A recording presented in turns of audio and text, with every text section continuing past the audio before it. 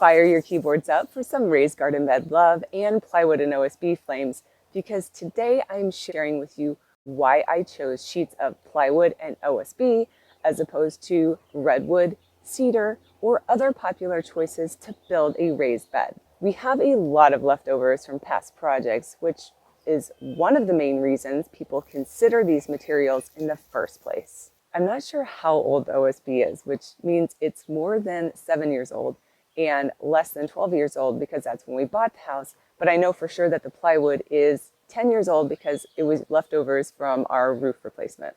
My goal was to use what we have before making a trip to the store. I have a Mazda 3 hatchback, which fits our needs 99% of the time.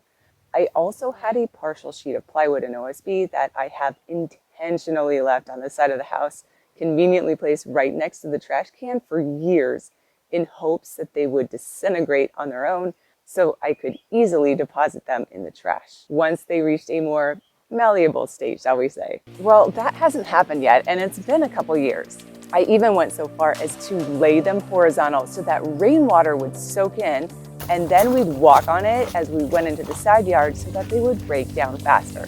They just keep going, so these sheets were prime candidates for this project, what I will call an experiment this year and a garden next year if anything survives. You see, we're in the Sonoran Desert, so between the heat and water in the raised beds, I fully expected the OSB to break down within the next year, if not within the next few months.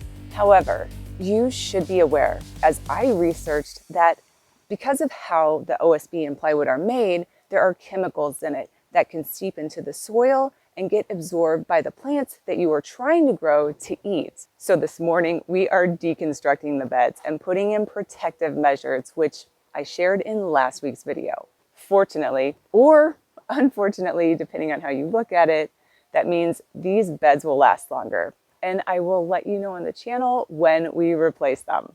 Definitely check out last week's video if you're interested in using similar materials so that what you grow is safer to eat. Next week's video is all about how I built the raised beds, all the reasoning and logic, so that if you choose a similar design, that your build is faster and you can use some of the same reasoning. Thanks for watching.